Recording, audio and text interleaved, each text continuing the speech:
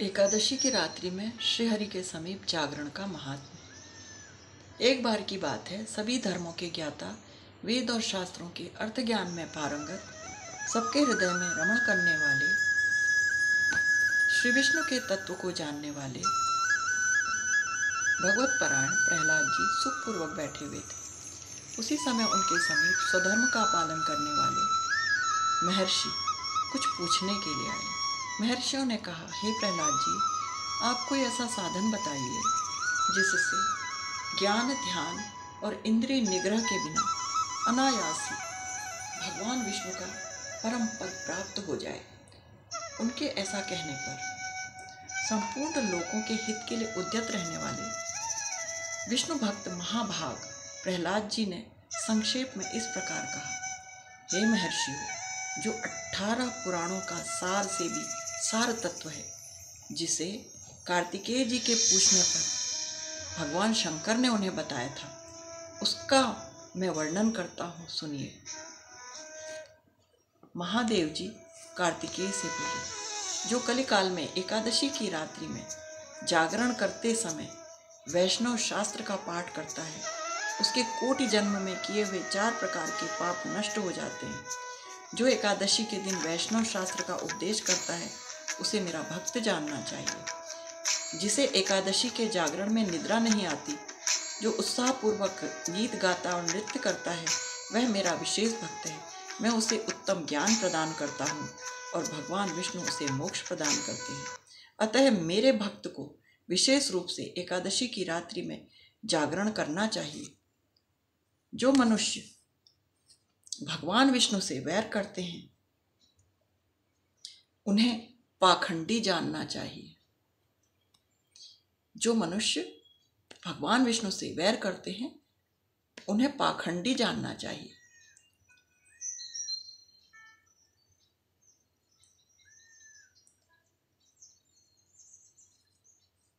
जो एकादशी को जागरण करते, गीत गाते और नृत्य करते हैं, उन्हें आधे निमेष में अग्निष्टोम तथा अतिरात्र यज्ञ के समान फल प्राप्त होता है। जो रात्रि जागरण में बारंबार भगवान विष्णु के मुखार बिंद का दर्शन करते हैं, उनको भी वही फल प्राप्त होता है जो मानव द्वादशी तिथि को भगवान विष्णु के आगे जागरण करने वाले को प्राप्त होता है। वे यमराज के पाश से मुक्त हो जाते हैं। जो द्वादशी को जागरण करते समय गीता शास्त्र से मनोविनोद करते हैं, अर्थात गीता शास्त्र का पठन पाठन करते हैं, वे भी यमराज के बंधन से मुक्त हो जाते हैं। जो प्राण त्याग होने पर भी द्वादशी का जागरण नहीं छोड़ते, वे धन्य और पुण्यात्मा हैं। जिनके वंश के लोग एकादशी की रात्रि में जागरण करते हैं, वे ही धन्य हैं। जिन्होंने एकादशी का जागरण किया है, उन्होंने यज्ञ, दान, गया शास्त्र और नित्य प्रयाग स्नान कर लिया। उन्हें सन्यासियों का पुण्य भी मिल गया और उनके द्वारा इष्टापूर्त कर्मों का भी भली भांति पालन हो गया। हे षडानन, भगवान विष्णु के भक्त जागरण सहित एकादशी का व्रत करते हैं, इसीलिए वे सदैव मुझे विशेष रूप से प्रिय है। जिसने वर्धनी एकादशी की रात्रि में जागरण किया है, उसने पुनः प्राप्त होने वाले अपने इस शरीर को स्वयं ही भस्म कर दिया। जिसने त्रिस्पर्शा एकादशी की रात्रि में जागरण किया, वह भगवान विष्णु के स्वरूप में लीन हो जाता है। जिसने हरिबोधनी एकादशी के रात्रि में जागरण किया है, उसके स्थूल और सूक्ष्म सभी पाप नष्ट हो जाते हैं। जो द्वादशी की रात्रि में जागरण करते हैं तथा स्वर ताल से संगीत का आयोजन करते हैं, उन्हें महान पुण्य की प्राप्ति होती है।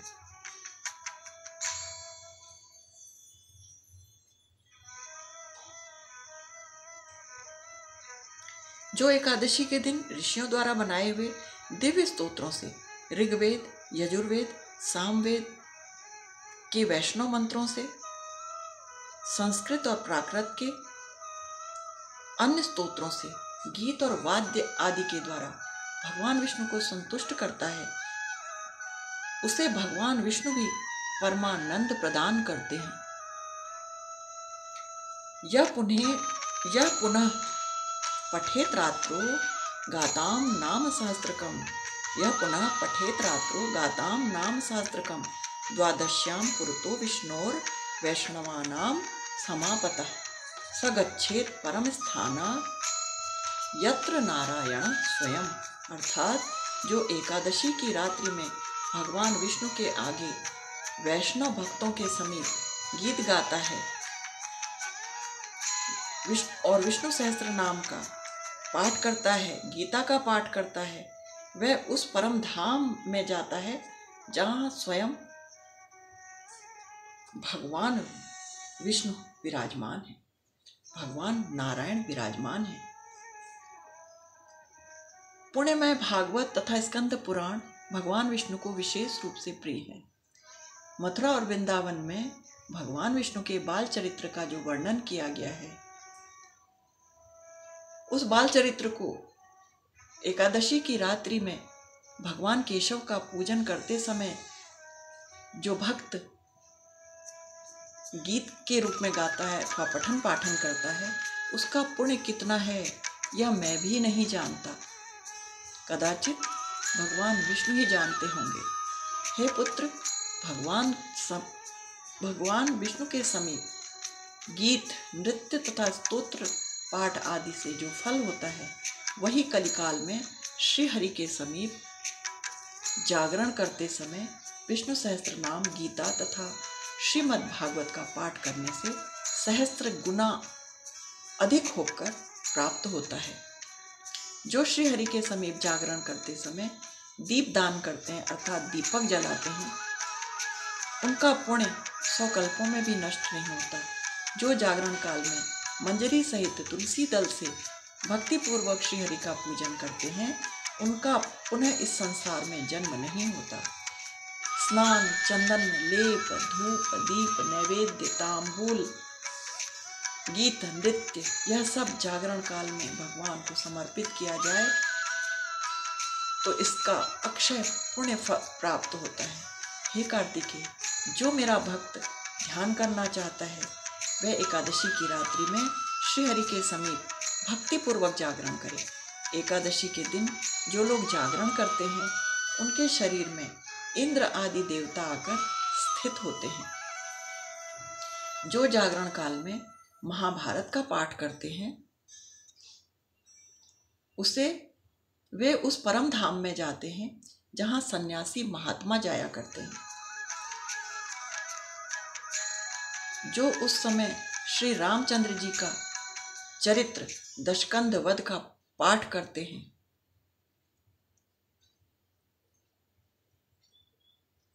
दशकंध वध को पढ़ते हैं, वे योग वेत्ताओं की गति को प्राप्त होते हैं। जिन्होंने श्री हरि के समीप जागरण किया है, उन्होंने चारों वेदों का स्वाध्याय कर लिया।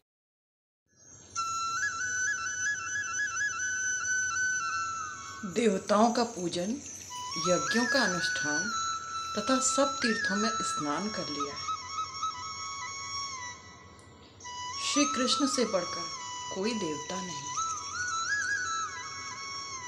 और एकादशी व्रत के समान दूसरा कोई व्रत नहीं है।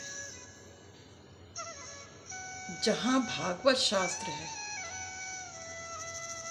वहाँ भगवान विष्णु के लिए जहाँ जागरण किया जाता है और जहाँ शालिग्राम शिला स्थित होती है, वहाँ साक्षात विष्णु उपस्थित होते हैं। विष्णुवे